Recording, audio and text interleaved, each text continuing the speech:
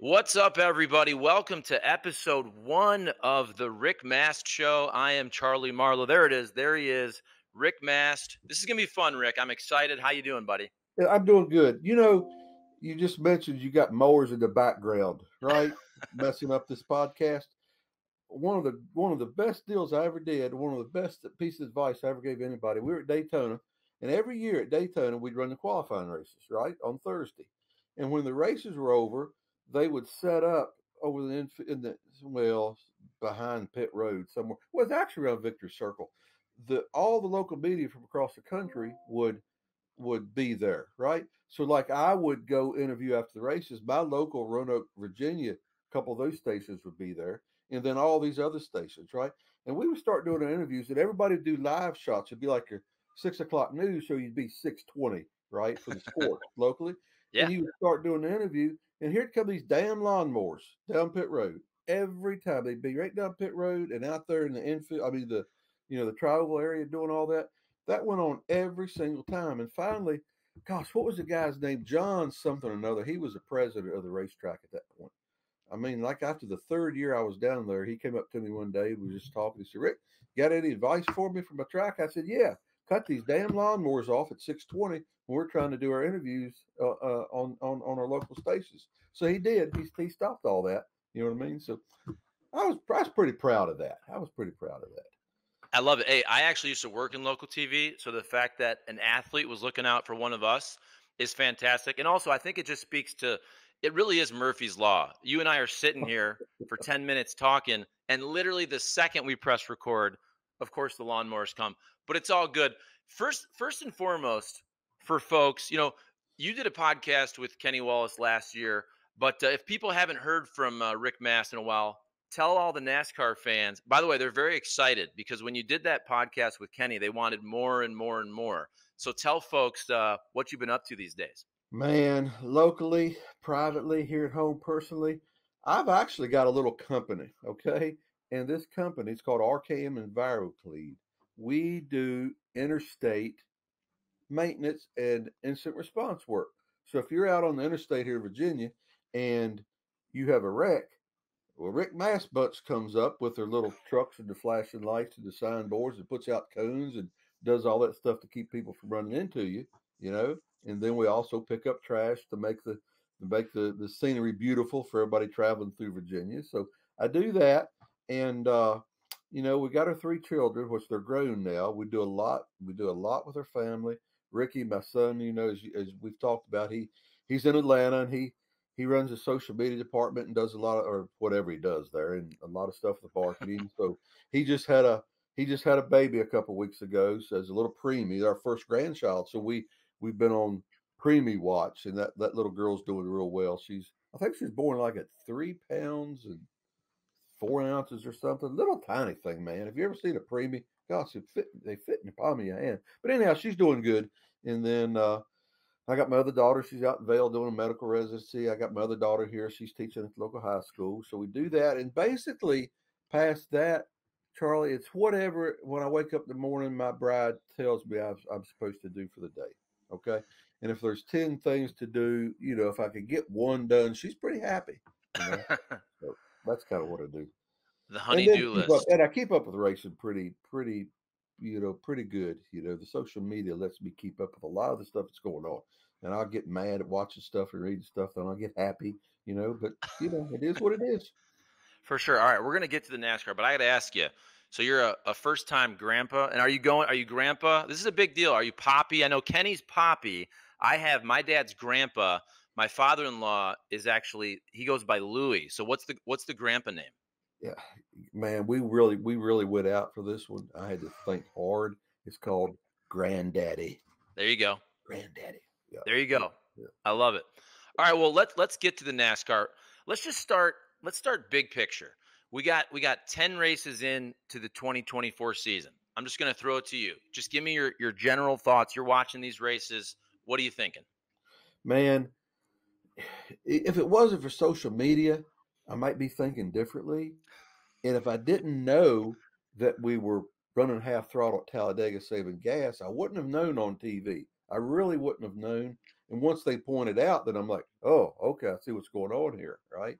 Uh, the social media has made whatever's going to happen at Talladega happen at Daytona, and then we've got the short track deal that everybody's fussing about with these cars, right? And what they're going to do to that, and then we've got the intermediate deal where everybody likes the cars. People in the garage, a lot of people in the garage don't like the cars. They hate working on them. They don't like the way we're working on these cars now, or they can't work on them. I kind of come, and I try to be very objective on this stuff, man. I read all the stuff.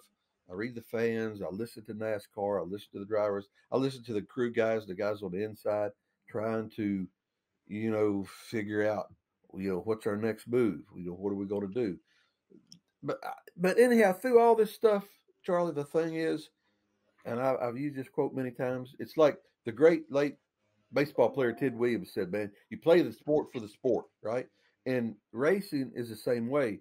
When you get in a race car, those drivers strap in, they put the helmets on, and when they drop the green flag, that part doesn't change from the time Curtis Turner did it or Edsel Ford did it in 1910 or whatever he did it. You're doing everything in your power to pass the guy or run as hard as you could possibly run every single lap to outrun the guy that's around you. No matter what's going on outside, when you get out of the car, no matter what the dictatorships in the sports world and the fans and everybody decides is going on, that part remains pure. That's the part to me. That's the part that always will make our sport relevant. I think it'll always be relevant because of that.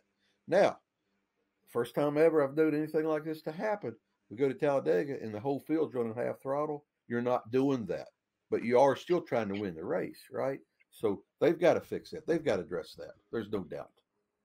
Okay, I think you bring up an interesting point with social media.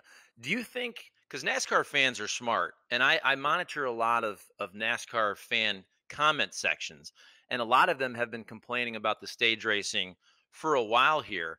It does seem like we're really hearing from a lot of the drivers, especially Denny Hamlin, talking about the super speedway package, where he kind of says, look, it's the most passes ever, but everybody's going like this for the first two stages, and then the race gets really fun in the last 30, 40 laps, whatever it is, like we saw at Talladega.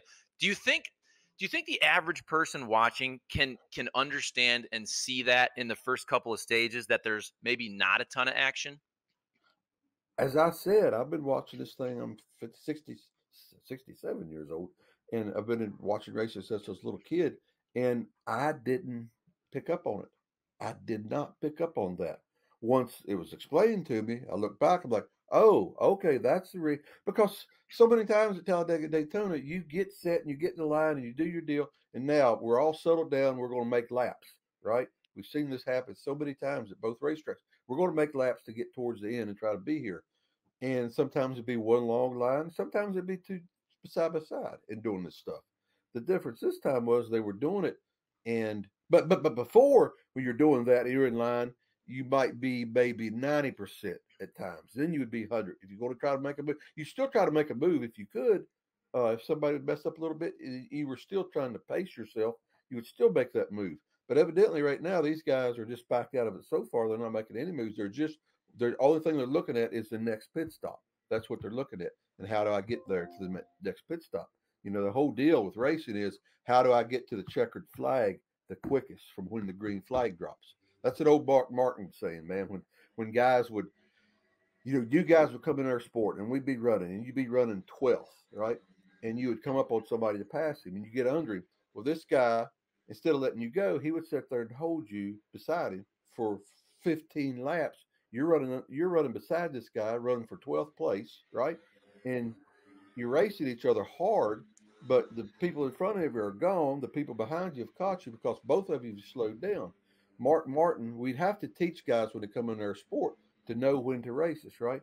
And Mark Martin's famous saying was to these guys when they messed with him and messed with all of us, he'd say, listen, when the green flag starts or drops, our objective is to get to the checkered flag as quick as we can.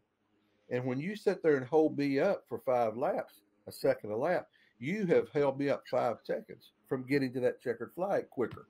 So you need to be smarter about how you race. Okay, that really doesn't translate to what's going on at Daytona Talladega, but that is just kind of the way it works. So we're recording here on a Friday, but the Talladega finish was so crazy. People still want to hear about it. What was your take on that at the end? Do you feel like, hey, everybody final lap was just trying to win the race? What'd you think about the McDowell block? And from your vantage point, do you think there was any way that he could have still won the race without throwing that aggressive of a block at the end? No. Okay. Here's my take on these deals at the end of Talladega Daytona. When it always happens, you got one block. That's the way I look at it. You make one move. When that one move, if it works, you win. If it don't work, you go to settle for wherever you finish. When you do the second block, inevitably, I don't know the number, but I'm gonna say watching over the years, 90% of the time, you're going to get your ass wrecked. The second block always leads to the wreck. It just always does. You know, uh, Michael, I don't begrudge him. I'm not going to fuss at him for doing that. I mean, he was bound and determined he was going to win that race. I mean, you could just tell the last 15 or 20 laps what he was doing when he was leading. You knew what was going to happen in the last lap. You knew he was going to make every move that he could possibly make because one way or the other, he was going to win that race. In his mind, he was going to win that race and block whatever he had to block to make that happen, right? The problem with that is normally after the first block, the first move you make, it's like going through a wreck on a super speedway. I used to tell people when you're in a super speedway and the big one happens, typically what would go on, you'd be there running and groups of cars all around you acting crazy. And the next thing you know, all it'd be is just a big plume of smoke, right? That's all you see is a plume of smoke. And if it's daytime, you would see flashes in front of you. What the flashes is parts of the car, the sun hitting parts of the car as they're flying off the car or spinning around you. And you typically you make one move when you see that smoke. You kind of know what's going on. You make one move, and the next thing that happens is you're looking in your mirror at the wreck behind you because luckily you got through it, or you're sitting there spinning around, hitting the walls and flipping and hoping you're not getting hurt. That's the way that one move works. The one move at the end of the race McDowell did, that was the chance he had to make that block happen. And when it didn't work, he made the second move and that took him out like it does 90% of the time. So I'm curious just the mentality of super speedway racing. When you were racing Daytona or Talladega, was it a totally different mentality for you, both entering the race and during the race? Because it seems like, so I remember the last couple of years, the drivers will basically say, now that the schedule is Daytona and then Atlanta, which has become essentially close to a super speedway, I've heard the drivers almost say that the season kind of starts with Vegas in terms of data and kind of real racing and what they can draw from their data and how they drive. Is that pretty fair that sometimes you go super speedway racing, half the field might get cleaned out. There's some luck involved. So what's the strategy? How is it different at a super speedway for you? Yeah. Well, if we back up, we take Daytona, it's separate from Talladega. Daytona, separate from Talladega. Daytona, its own entity because that's the first race of the year. It's our Super Bowl with so much hype, so much going on. I used to tell people, man, if you want to stop this country, put a bomb in the suites at Daytona because 90% of all the CEOs of Fortune 500 companies are in these suites at Daytona, right? And so all the pressure and everything's on you. You really, at that track, you really just trying to do all you could do in those days to get in the race. So many people would miss that race because we had so many injuries. And then to run good, because if you run good, it just, at Daytona, it would set you up for the year for so many good things to happen. I mean, that's how Rick Mast got started. He went to Daytona in 89 with Travis Carter, a white unsponsored Monte Carlo, number 66. And it was me and Earnhardt and Schrader all day long, man, running up front. I led the race and did all this, finished good, kind of got me jump started. But, that's kind of the deal there. You go to Talladega, and I'm going to tell you, the guys might not admit it to you, but I've had many conversations. A lot of the guys would wake up in the motorhome lot on Sunday morning at Talladega thinking, you know what, if I drive out of here, when this race is over and get by airplane and go home, it's a good day. Okay. Because you have the Talladega mystique of the aura of Talladega, the guys in the past that used to get killed there and all the unanswered questions that would go on at that place.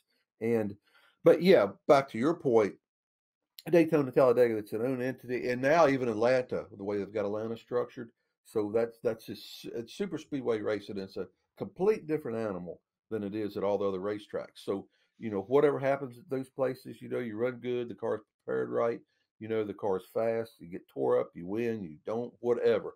But when you start at a regular racetrack like a Vegas, then the data you get from the car and the way the car acts and reacts and what you do to the car, that carries on to all the other racetracks, the short tracks, the big tracks, or mile and a half tracks. That's really tells you what's going on. Because there's so much luck and bad luck and good luck involved at these restrictor plates.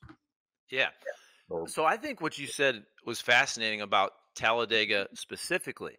And I remember before the race started on Sunday, I saw a tweet from Delana Harvick, and obviously Kevin Harvick, who retired last year, now he's broadcasting.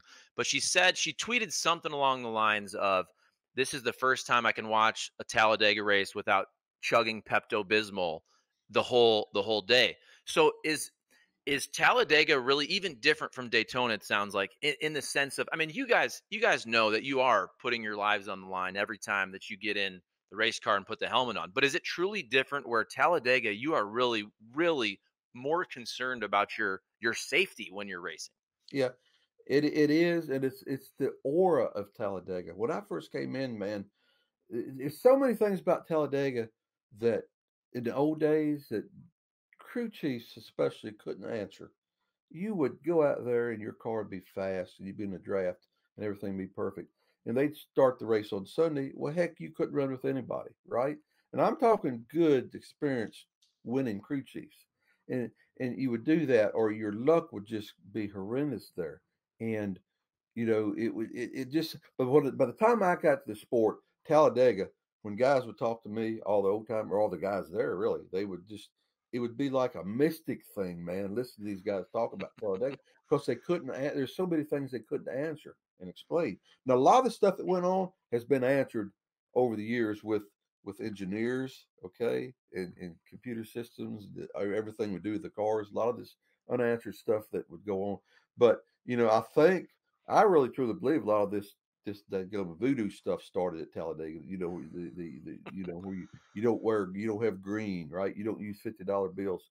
Uh, I think a great story, man. One time they were asking Ricky Rudd, Ricky, are a lot of these drivers are you know what's the word I'm looking for? They you know they, Superstitious? yeah, they're superstitious. And are you superstitious? Oh no, I don't. I don't buy any of that stuff. I don't buy it. Of course, I don't walk under ladders or anything obvious like that. But I'm not superstitious, right? But it's an aura. It's funny. The Talladega race we were just watching at home, part of it, and my wife came through sharing it. She sat down and watched a little bit of it, and she just right out of the blue, she said that place used to scare me to death. I've heard her say that before. She says that's the one racetrack that I was always super scared and super nervous of. Now, she watched me one time she was doing her score to time or scoring on her pit box, and she watched me go by the trial upside down, right? And so that may have added to her fear of that place. But we just you witness so many bad things go on at that track and unanswered things, and then finally what they did, they decided somewhere before I got there that because that's the Indian burial grounds, that's what causes all they haunt us when we go there. You go down there and you piss off whoever's buried, and the spirits, they're going to rear their ugly heads, and all this unexplained stuff happened, you know, and so it was quite an experience. I don't know now if that still goes around like it used to. I know it does with some of the guys, right? But yeah, you enter that track, you enter that race with a different mentality as a driver than you do Daytona. And I don't know. Well, we've lost as many people at Daytona, I guess, as we have at Talladega, maybe more. But it's just the aura of that place. It is what it is. So I didn't know about all this stuff. So what else? You said what, you're not supposed to wear green, no $50 bills. Do you know Oh where this stuff no, started or other things that's involved there? I don't know where it started. I'm gonna assume a lot of it came from Talladega. Maybe it was going on before then. We'd have to ask guys that are dead and gone, I guess, where it got started. No, you did not walk around the garage area, give anybody. You didn't have a $50 bill in your billfold. You just didn't do that. I don't know what I don't know what originated that.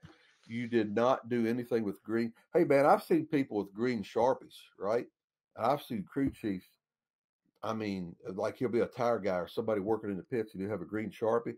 And I have seen the crew chiefs literally lambaste these poor guys and take these green Sharpies and break them and throw them into trash, right? And then make people take that trash out of the racetrack because it had that friggin' green Sharpie in it.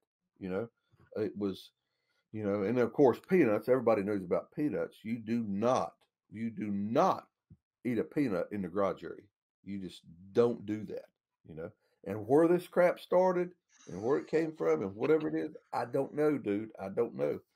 But it kind of goes in line with the thing I told y'all on the Kitty Wallace show about the Elvira at IRP that time. You know what I Hmm. mean? It's something you just blowing bubbles all over my car. Should we do that story again or just let that go? I mean, that No, go ahead. Go ahead. Yeah. yeah, the story goes, and I've said this many times. 1990, running the Busch Grand National Series, and my sponsor had left. It was probably 2/3 of the way through the year. My sponsor left in the middle of the night, left me holding like $50,000 worth of bills, right? And we're down to basically you're still rubbing nickels together, try to make a dollar, and you didn't really have anything. We were out of money pretty much. We go to IRP Busch Grand National Race. I take a lead with like 18 laps to go. I think I passed Chuck Bell. I'm like, man, our car was perfect. All you do is get to the end of the race, right? Go down in the turn and go back around a lap car. He motions me to the outside. I go around him. He turns right for some reason, puts me in the wall, wrecks my car, and I come in and I'm mad and all this other stuff goes on. But anyhow, we're trying to get the car loaded up on the trailer. We're taking stuff off the front end. The car's tore up. A woman walks up dressed exactly like Velvira. I mean, exactly cut down and cut up and all that. She has a purse. She sits down on the front of she sits down on what's left of the front of a race car, and we're all working on the car. We're like, "What's going on here?" She opens up her purse, pulls out this tube, right, and pops the top off. And in the tube, she pulls out another tube, a metal tube like this big, screws the top off, reaches in there and pulls out this thing. Like the kids, the blow bubbles thing where you dip and you blow the Yep. bubbles, right? Well, she dips this thing and she turns around and she blows bubbles all over my car. And me and my guys were all sitting there watching this, like, what in the hell is? Well, she does this 3 times. She blows bubbles 3 times, puts the tube back together, puts that tube in there, puts it back in a purse, gets up and starts walking away. And we're all sitting there with our mouth hanging open. And she stops. She turns around and says, "Boys, your hard times are over. Nothing but good times down the road." And she walks away. And I'm like, what in the world was that all about? 4 weeks later, I had won 2 races and assigned a Winston, my first Winston Cup deal for the next year, right?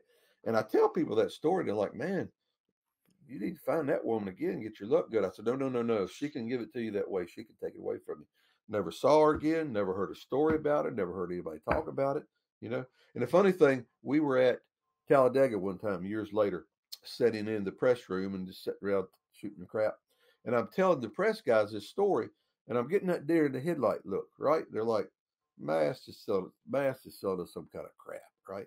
And a guy, his name was Ed Shaw. Everybody in racing knows Ed Shaw. He was a rep for Stokely Van Camp's Gatorade, right? He Hmm. kept calling Gatorade. And all of a sudden he spoke up and said, "No, guys, that's true." And they looked at him. I said, "Hey, dude, what are you doing?" He said, "No, that's true." I said, "You remember that?" He said, "Yeah, I remember it. I was sitting there watching that crap at night." I said, "I didn't know that." He said, "Yeah, I watched that."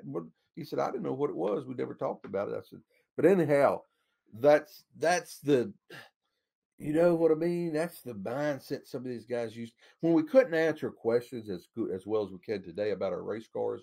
That stuff that stuff would come up because the crew chiefs would be like, "I'm the best crew chief it is out here.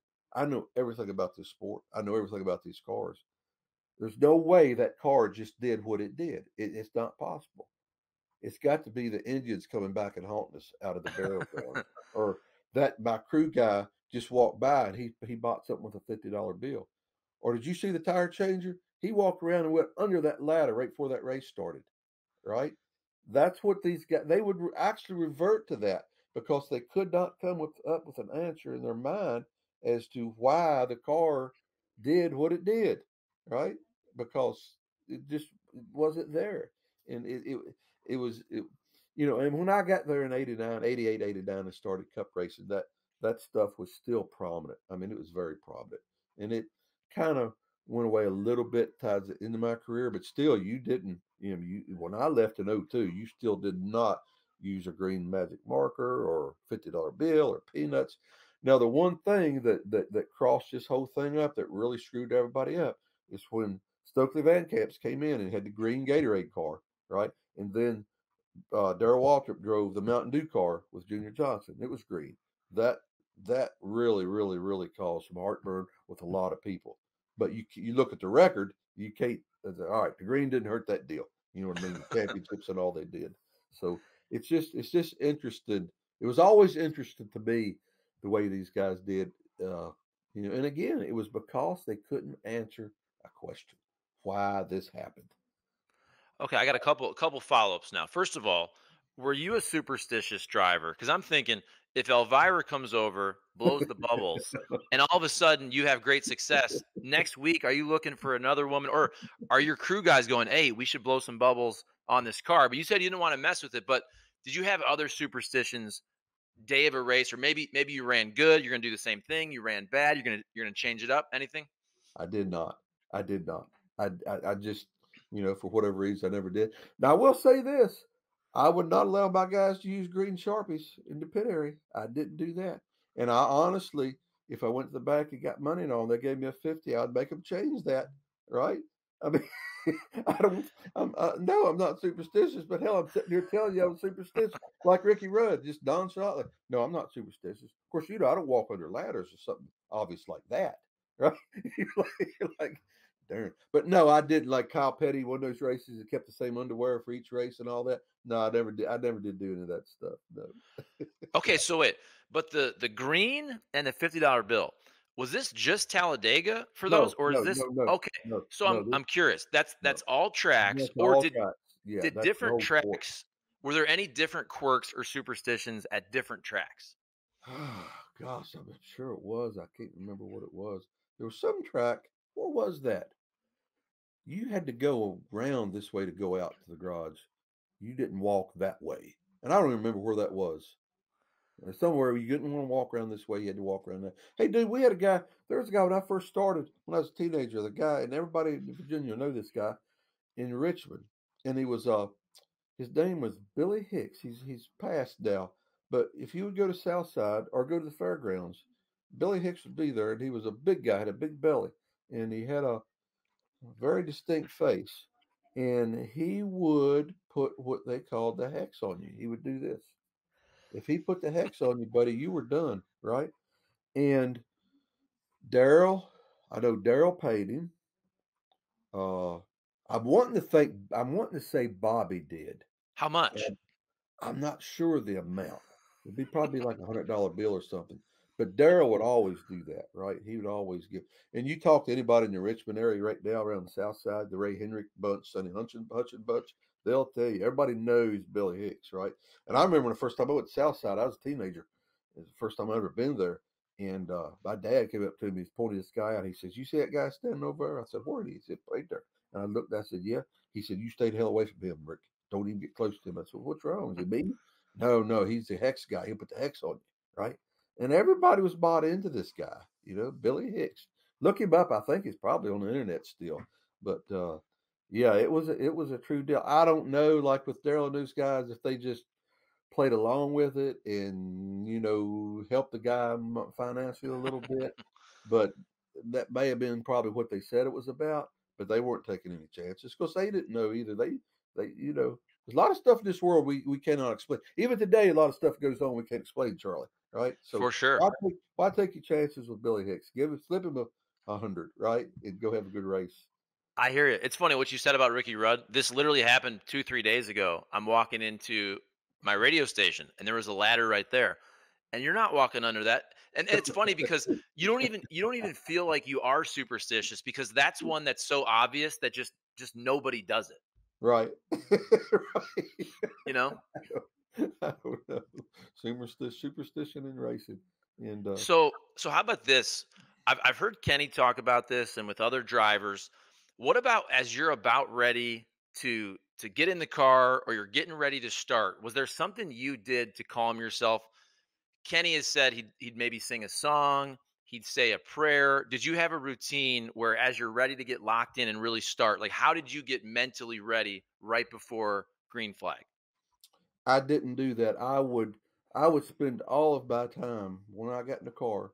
By the time sitting in the car waiting to start your engines, and after the engine started, I already knew from starting lineup who was around me.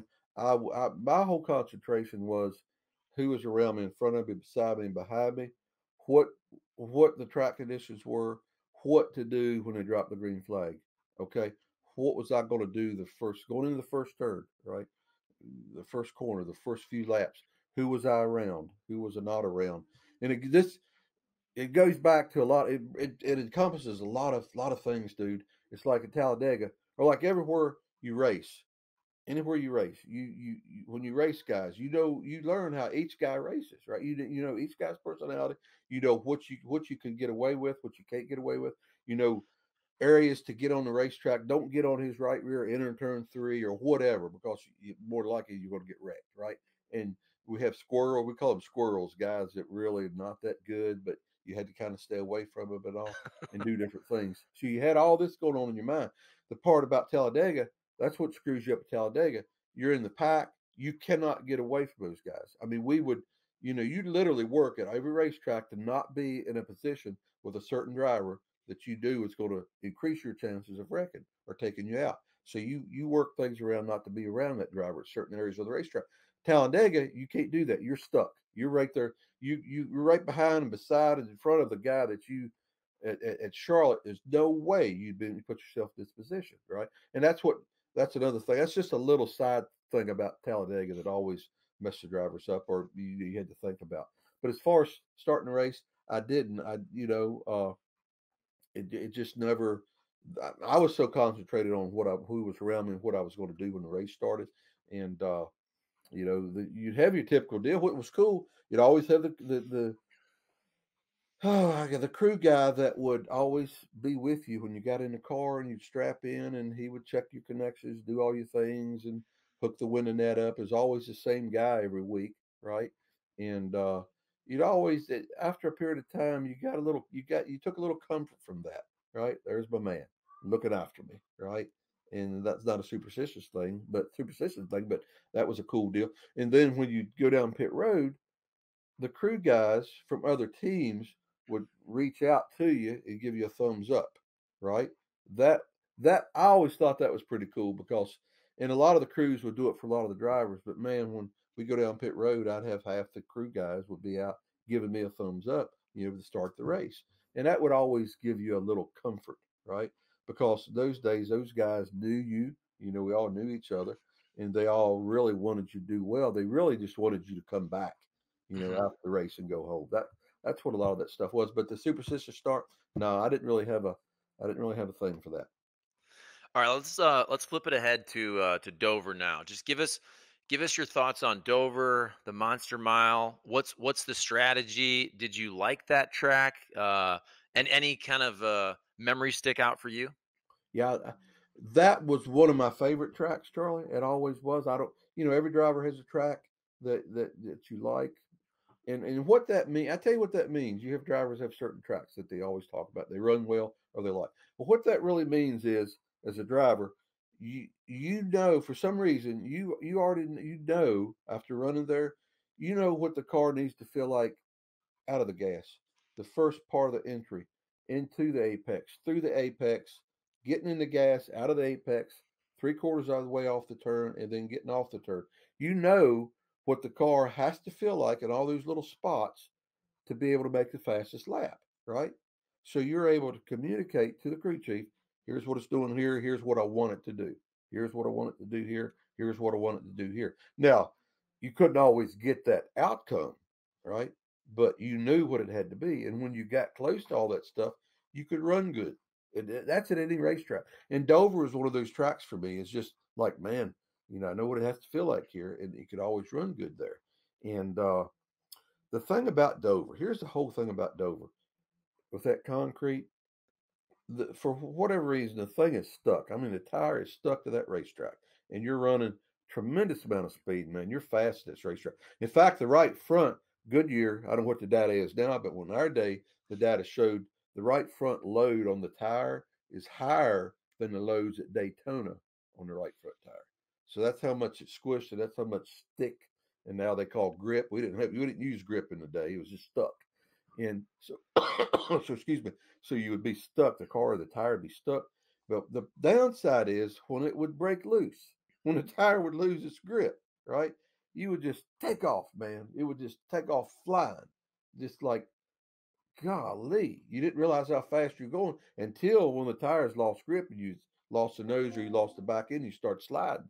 And then inevitably, when you start that crap, when you stop, you were going to hit something hard.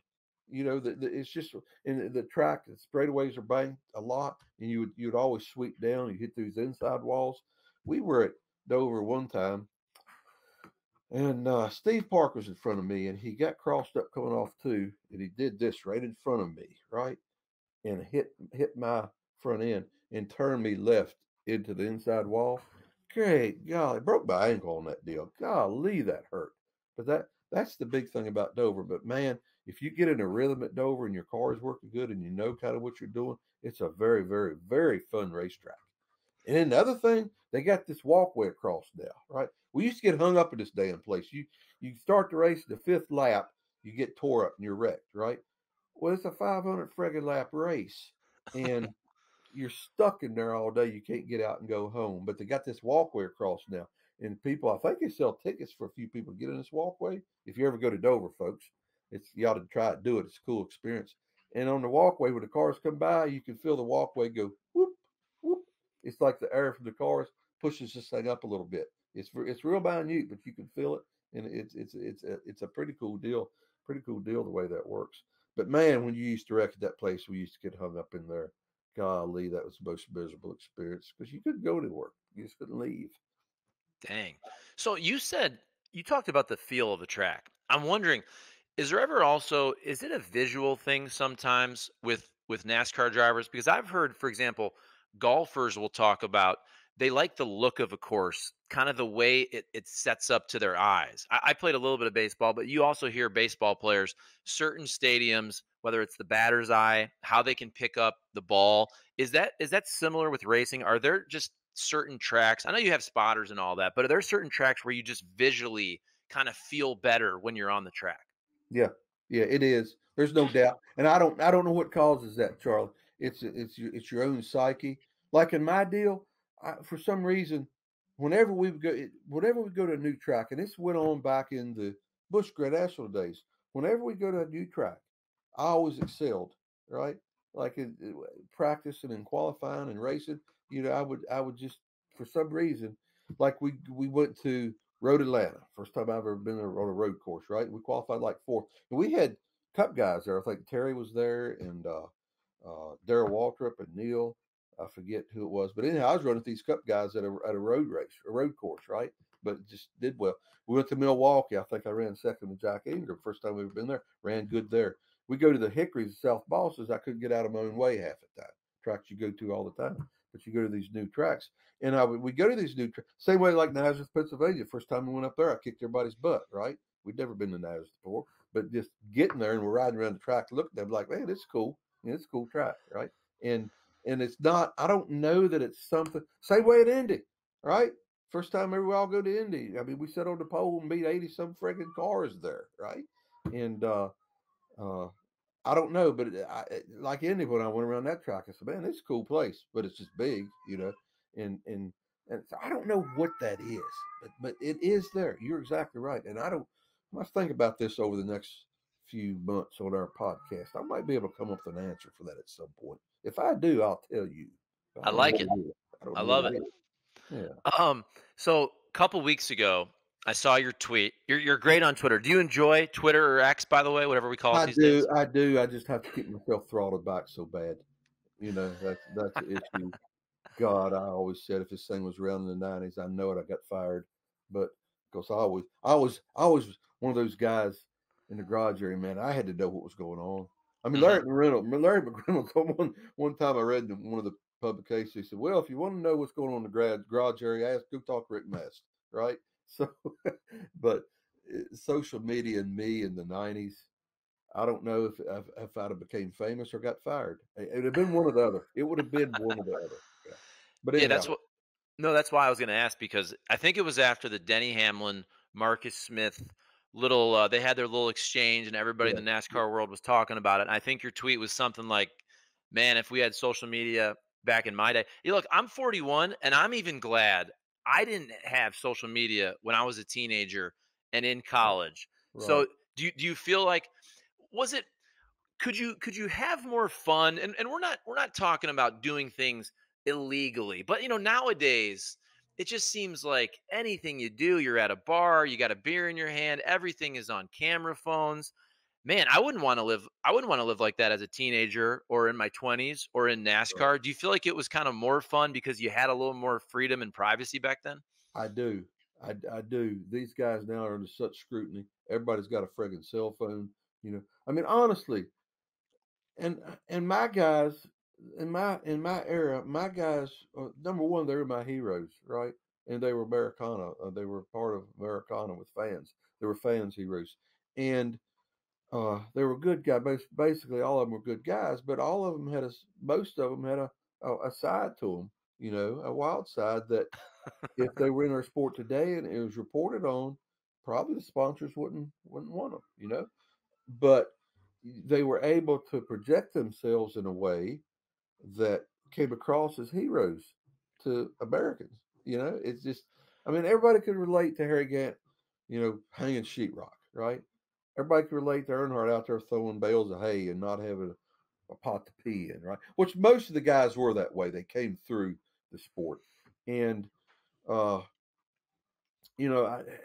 me personally, I'd have had fun with it. In fact, I'd have blackmailed guys. What I'd have done, I'd just blackmailed. All right, 5 laps to go. You gonna let me win this race, or I'm gonna post this crap, right? No, I would have never done that. I would have never done that. But uh, yeah, it would have been. I don't know. It depends on how far the guys would have taken it then, right?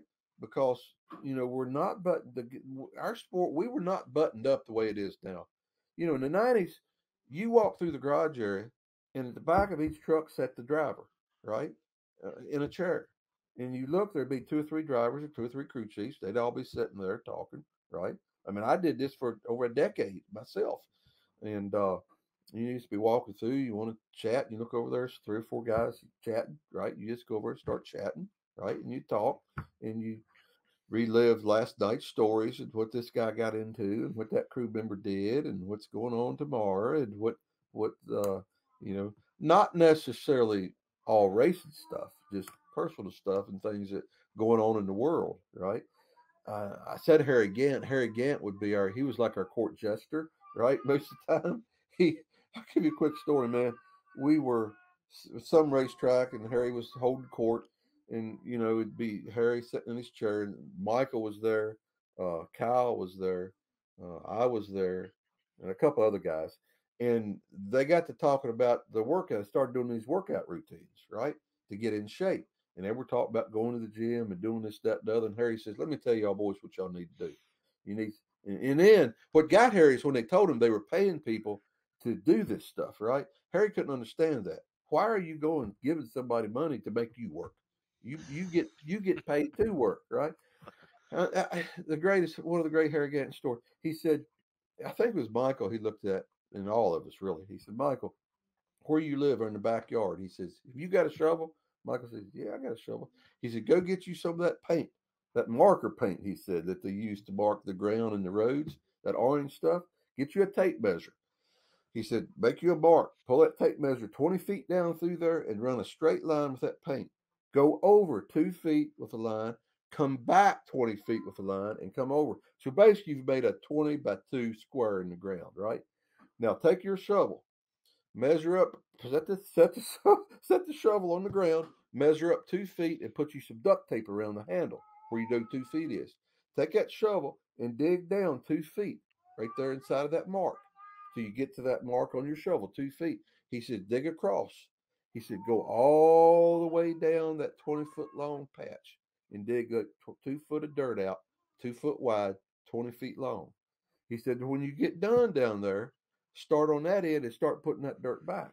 And when you get done on this end, he says, you're either going to be dead or you'll never go to another workout gym in your life. That's all the workouts you got to have, right? That was a Harry Gant workout routine. And And he's right. You ever try to dig a hole? You dig a hole, it's hard to do that. You will get in shape digging a hole. But that was the kind of wisdom that we had as drivers to get from these guys, right? And Yeah. Do you think so? You mentioned the sponsors. Do you think the reason the guys are more buttoned up these days is because of the sponsors? I'm just thinking because look, I think we'd both agree. There's things clearly you wouldn't want a driver to do that okay, that's a bad look. But if you're talking about a guy who likes to drink a little bit, maybe smoke some cigarettes, if he's a single guy and he likes some ladies, I feel like we're missing some of that. And that's why to me, my favorite drivers and I'm also kind of in the content business, so I'm not going to lie. Like the right, controversy is good for business, right, but to me, right, Denny right. Hamlin, like him or not, he's interesting. Kyle Busch, Yeah, like him or not, he's interesting. They yeah. say interesting things. They make you laugh, and I feel like that's why your generation is so beloved. And do you think we've lost that? Is it because of corporate America and the sponsors? Is there something else that I'm missing, or what? No, I think it's buttoned up corporates. I think it's corporate buttoned up. I truly think that's the driving force behind all this. It's like Jimmy Johnson, man. Jimmy Johnson, I love Jimmy. He's my friend. He's definitely one of the top drivers that ever drove in our sport, right? And but Jimmy, and he admits it, all those years he was boring our sport up by leading. You cut the TV on, and there's a 48 car a half a lap ahead, right? We saw that for years, and then he would get out and do his corporate statements and what he's supposed to do. And Jimmy, towards the latter part, the writer started picking up on that and writing about that with Jimmy. Well, Jimmy then did that deal, and he got on a golf cart and grew a beard. He was drinking on a golf cart and wrecked the golf cart. Remember all that? So the Hmm. media played that up a good little bit. But, you know, to me, that stuff has to be, that was almost like it was made. Yeah, You know what I mean? It's not a natural thing, right? yeah, not organic. It's not organic, and I'm not knocking Jimmy because I love him. I think he's a great guy. I think if everybody knew Jimmy the way we all know him, it'd be a different take on him. But that image of Jimmy with the fans, that was the take. A buttoned up, boring personality, right? Like a Matt Kenseth, like those guys. You know, I think about that a lot, and I look at that a lot, and I'm like, well, man, how do we do this? Because we have personalities. I mean, like with Denny doing his thing and Kyle doing his thing, what they're doing, I guarantee you, they're pushing the boundaries. You know what I mean? They're pushing the boundaries. I remember when Trump was running for president the first time. Bill and Chase. He was in Atlanta somewhere, and Bill and Chase went on stage at one of the rallies and said "Hoorah, Trump" or whatever. Well, that caused more uproar with his alliance with partners, right? Hmm. Than probably anything you could have done. And I often think about that back in our day. If we'd have done that, I don't think it'd have been that big a deal. You know what I mean? Yeah, Yeah. you're supporting a political deal. Hey, dude, I remember when Bill Clinton ran. We were at Darlington, and when he ran the first time, and running against Old Man Bush, and we're all right there on pit road, getting ready to get in our cars. Somebody says, "Here comes that Clinton guy that's running for president." And I look down, and sure enough, I see him and his entourage at the lower end of pit road coming up. Well, it had been explained to me not to catch myself in any pictures with uh, this political candidate. Okay, so I jump across the wall and I get behind my toolbox, stand there, and I look over here. Here stands Terry Labonte, and I look over here. Here stands Kyle Petty, right? And I look, and Clinton comes up through there. The only two people out there were Morgan Shepherd and Mark Martin. But Mark had just did a deal. They just did an ad campaign with Mark Martin from Arkansas because he's from Arkansas. Clinton's Hmm. from Arkansas. They had did a deal together. So he met Mr. Clinton, and Morgan was out there. He met him. But dude, here's the take. These people in the grandstand, and they don't even know Clinton. How the hell do you know him? I didn't know who he was. They were throwing stuff. The grandstands. They were throwing stuff over that fence out on the racetrack, trying to get stuff to this Clinton guy, beer cans and chicken bones and all that crap. And I remember thinking to myself, if this guy gets elected, he's gonna cut out racing. Racing gonna be gone. You know what I mean? Because he did not have a warm reception at this place. But I don't know what the hell that has to do with what we're talking about. Well, you know what? Okay. It's funny you bring that up. And, I'm not trying to turn this into a political podcast, but Yeah, you mentioned that I'm wondering because Clinton is from Arkansas. Go right, back to Jimmy Carter is from Georgia. right, Now, obviously right, they're Democrats, but I'm curious because now we all know if a Democrat president were to go to a racetrack, they're going to get booed. If a right, Republican goes, they're going to get cheered. It right, sounds like because Clinton was 30 plus years ago. So right. has that kind of always been the case, unfortunately? Pretty Or much. was there more decorum 40, 50 years ago where you could just applaud either side? I think it was, but for some reason, and in the garage area, man, it's like racism and everything else. In the garage area, we didn't care. We didn't, dude. I mean, heck, we were just trying to do our thing and win the race. Anything that went on politically or whatnot, that came down from somewhere above us that Hmm. we were aware of or had to deal with. And I was taught well with Skull. I mean, we had, Skull was fighting the tobacco deal with the government. You know, and we had to be very careful with Skull. Uh, I mean, like me, I couldn't get when I do an interview, I couldn't thank my Skull. I couldn't thank Skull, right? I was Ever? told, yeah, no, I was told you can't say the word Skull. By the time I got there, though, they used to do it. When I got there in '92 as a Skull driver, that was one of the things they told me, Rick. When you're doing interviews, don't thank Skull, right? I mean, we couldn't sell merchandise. If you go to our merchandise trailer, we couldn't sell anything, any kids stuff, the little cars, any of that stuff. You couldn't sell to anybody under 18 years of age. And I remember one time we got forewarned, they were sending an investigative reporter to Talladega, and he was on the anti-tobacco side. He was working for a lobbyist or some lobbyist firm up there was trying to get rid of tobacco, and they sent this guy, and we were forewarned about this guy. And sure enough, Talladega, he walks up to me. He says, "Mr. Bass, I'm so and so. I want to talk to you." I said, "All right." And one of the first questions out of his mouth was, if I get this right, are you do you feel threatened or offended when you're on or threatened when you're on that racetrack? And he said, "You're a sponsor of Skoal, and you got another Skoal car out there. Do you feel that you're threatened? If you're threatened by it, or you're threatening people?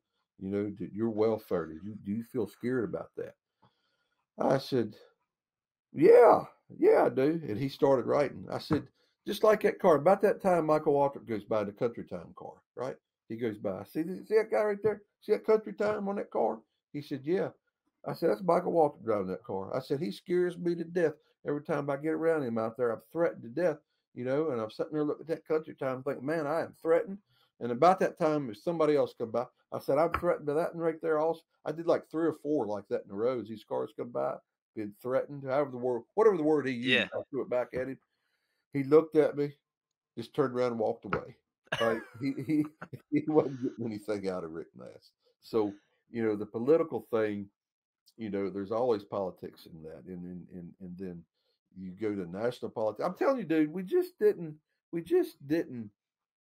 worry about that stuff. Yeah. Didn't think about it. It wasn't prominent. You know what I mean? I'll go to racism. Racism.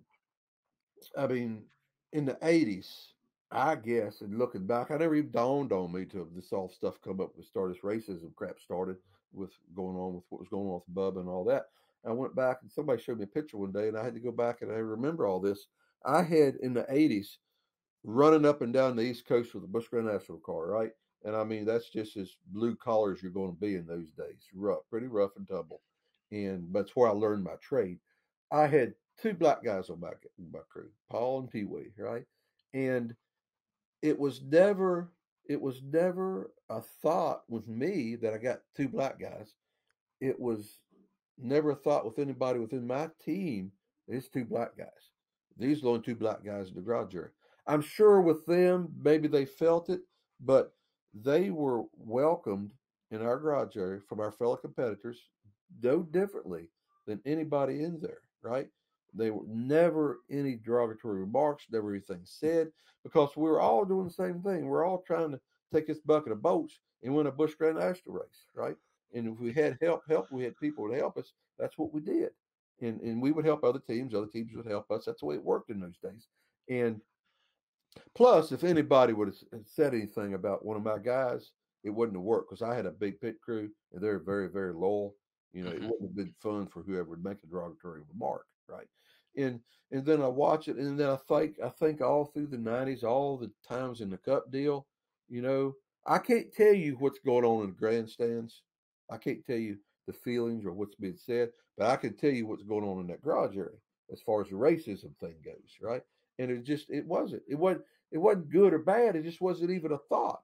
Yeah. You follow what I'm saying? It just wasn't. If you come in, if you're black and you come in and you're on the team, want to be there, yeah, fine, but you better be able to do what you want to do. You better be able to work, like everybody else. It's just, I don't know. It's weird.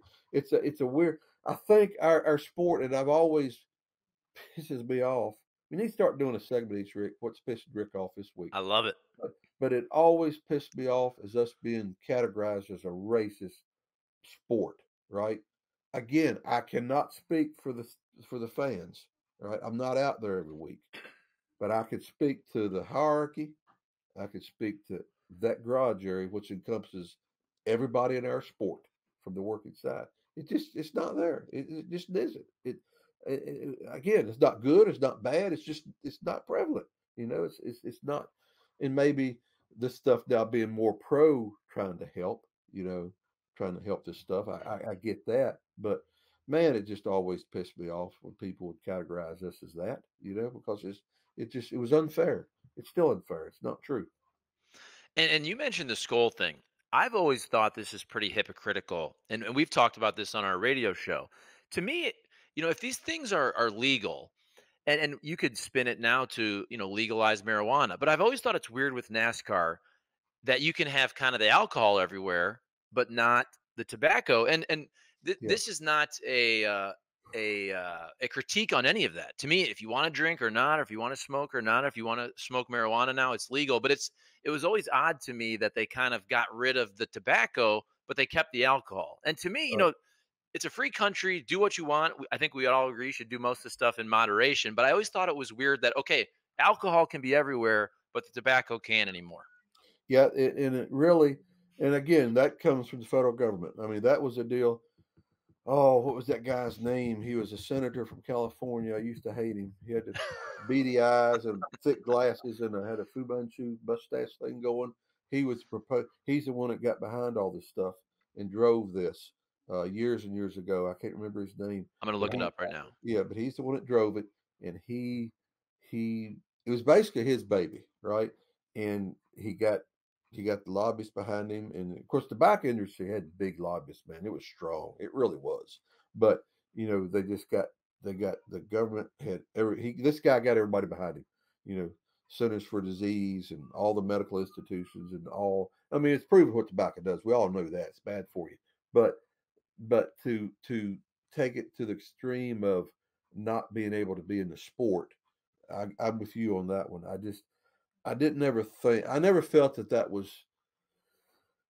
I don't know if you want to go this far, but constitutionally, if that was really constitutionally, they could do that, right? I mean, where do you draw the line? You it's kind of like abortion. Where do you draw the line? Is it a baby at 5 weeks? Is it a baby at 6 months? Right? With tobacco and alcohol. I mean, Country Time has that. Was that bad stuff in it? That they finally figured out was bad for you. I mean, all Oh, products have the that. sucrose or the Yeah, sugar, whatever it's yeah, called, yeah. That stuff is that fake sugar. Yeah. aspartame. That's it. That's it. That's protein. Yeah. So I mean, these products, all these things have these products in them, and but that the biggest thing with Skoll and with it just became political. Once it became political, it was over. It was a national political thing. It was over. You know. So and some of the same people up there in D.C. were also the ones that made us or behind rather putting a stop to doing the flyovers at the racetracks, right? It was some of the same group of people, it's just hideous, Was it? hideous people. Sorry, was it Nicholas Petrus? No, that Petrus? wasn't it. No, Okay, well, I'll tell you what. Somebody, I tried to look it up. Somebody yeah, here that's watching, they're gonna comment in the comments and let us know yeah, who that. yeah, What do you yeah. you called him a beady-eyed Yeah, beady eyed guy had senator? glasses, got half bald, a little mustache, Fu Manchu thing going. Yeah, yeah, yeah. He was. I don't remember which side he was on. Yeah, I do too. But it was not. It was. I don't know. I just stayed pissed off at that guy for a long time because I knew what it was doing to our sport, and he was the one ramrodding it, getting it, running it down everybody's throats. in something like that, once you get going politically with it, you get enough people behind you in DC that it's over with, right? So, Yeah, so you mentioned flyovers. So for a while they were not allowed in NASCAR? oh yeah, if you look now, you don't get flowers like when they cut that out. They it was some senator in Wisconsin or somebody or somewhere was fussing about taxpayer money being used to fly these friggin' jets over these racetracks, right? And gosh, I can't remember his name, and he started this thing, and it even got to some of the appropriations things uh, on Capitol Hill because military, going doing their budget, right? Well, we ain't gonna give you this budget because you're wasting money flying over racetracks. I mean, that's how far the stupid thing got, right? So they had to stop. They just stopped doing flyovers. And if you notice, for years, it'd be local guys flying. It'd be the old B-52s or the old Mhm. bombers or the old smoke planes. You know what I mean? And that still goes on a lot. I've noticed. I probably shouldn't be saying this on here because they're sneaking these flyovers back in, right? Yeah. And over the last couple of years, I've noticed that. And I probably shouldn't be running my mouth because this will open this thing back up for those people to come back and attack us again, right? No more flyovers. But those types of things, man, it just used to irk me. Just leave us alone. We're providing great entertainment for millions of people. We're very patriotic. This all just fits into everything we do. The fans love when the planes, the jets would fly over. Everybody loves that, Uh-huh. right? It's just part of the show. It's part of. It's part of. I mean, yeah, we pay all our taxes for the military to protect us, but why can't we have them doing this? It's I mean, it's minute. It's minute. If you go to any Air Force base or anywhere around and watch the planes flying all the time and all the fuel they're burning, fly it over Martinsville Speedway from Fort Bragg. It takes 15 minutes to get there. No, no, it's not a big deal. It's all political bullcrap. Yeah, I mean, and also I would think it's good for recruitment to see some cool planes. If you're Oh a yeah, kid oh looking yeah, up, seeing the planes fly over. I'm from yeah. Toledo, Ohio. I remember taking field trips to Wright-Patterson Air Force Base when we were in elementary school. That was cool as hell. You got to think there's a lot of kids who see some of this military stuff and go, "Hey, maybe that's what I want to do someday." Exactly. And these guys we'd always welcome. They would do the flyovers, and then they would be how did it work? So many times these flyboys would be in our drivers meeting, right? They would come into our drivers meeting uh before the 2 hour, drivers meeting always 2 hours before. Anyhow, they would come in and we treat them like dignitaries. They'd be recognized in the drivers meeting. Then when it was over, they'd go to the base or whatever. They'd fly over and go on. And in fact, I've got a buddy's in National Guard. He did a flyover one time, and after they did the flyover, they landed. They came back, and the track treated them to a VIP experience. That's what we used to do with these guys, right?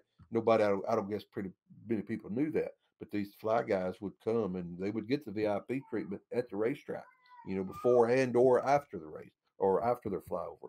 So it was a good deal for those guys too. I mean, they're up there risking their lives and them stupid things flying around. Good Lord. And to be able to recognize them and just kind of thank them for what they do, it's a cool deal. But no, you got some politicians saying no, it's you spending our tax money for this crap. Get a life, dude. Get a friggin' life. Good God Almighty. It's I stupid hear stuff. you. Stupid Here, stuff. here. So okay, we're over an hour here. We Yeah, could go. We could probably go 90 minutes, 2 hours every week, and maybe we do. Let's keep this first yeah. one. If you want Okay. to, of course. Okay. Anything as we end here that I didn't ask that you want to get off your chest here? Yeah, no, well, we need to dive into this more later on, but we just start probably we probably need to make a segment which got Rick pissed off this week. And we could probably do one of those all the time. Top of my list right now is words. Product. It's not a product, it's friggin' racing. Uh It's huh. not a product. And the other one is pace. Pace. Pace. It's replaced speed. I hate it. I hate it. I think Junior's probably leading the charge on pace, but I hate it. I just hate it. Yeah, we got a product on the racetrack. Yes, it is a product, but it's friggin' racing, right? Yep. And as we go with this podcast, people pick up on you. There's a certain reason that our sport just exploded in the '90s. There are reasons that it exploded. And there are reasons that some of that went away. And as we go on with this podcast, I'm going to explain to you guys and to everybody out there in social media land what caused this explosion and what caused us to kind of implode a little bit and where we're at now, right? And along with this thing is this stupid name, stupid word called product. God, I hate hearing that. But we'll do that another time, Mr. Producer. I love it. You know, it's funny how words like that will tick you off. And in the sports realm, so growing up, you'd always say that guy had skills. He Right. was skilled. And Yeah. then 20 years ago, 15 years ago, everybody started saying, "No, he has a skill set. He has a skill set." And no, it's just he has skills. You know, you're adding words. Yeah. Another one. So I'm Yeah. a big baseball guy, Yeah. and Yeah. I played a little bit in college. Wasn't that great, but I noticed this when I was in college. Instead of taking swings, and you hear analysts say this now, they'll say, "No, you took a pass. You took good passes at the ball." No, no, no. It's a swing. It's not a It's pass. It's swing. not It's football. It is swing. a swing. You're Yeah. swinging the bat. That's right. That's right. That's exactly right, Mr. Producer Charlie. Love Oh it my gosh, I love it, man. This has been fun, dude. We're gonna for have sure. fun with it. We're gonna have fun with this, and people are gonna learn a lot of stuff. People are gonna find out stuff they had no idea as this thing goes on forward. Oh, I And love it. And you know we got what? tons of stuff. We can't dump it all in one shot. No, we got to save 100%. it. And I didn't grow up a huge NASCAR fan. So Right, I've really got into NASCAR the last 3 years when I've been right, doing this with Kenny, but I'm right, telling you, when I'm asking you some of these questions, I'm learning along with the audience. So it's right, it's right. fantastic. Rick, this was awesome. Episode Hey, 1. We're going to do same. it. We tell people every week, most weeks. You know, if Yeah, there's a week you're on vacation, I'm on vacation, yeah. people, hey, don't complain. Most weeks we're going to do one. We're going to do a lot of them and they're going to be fantastic. This was awesome, Rick. Appreciate it. See you next week, guys. Peace out. All right, see ya.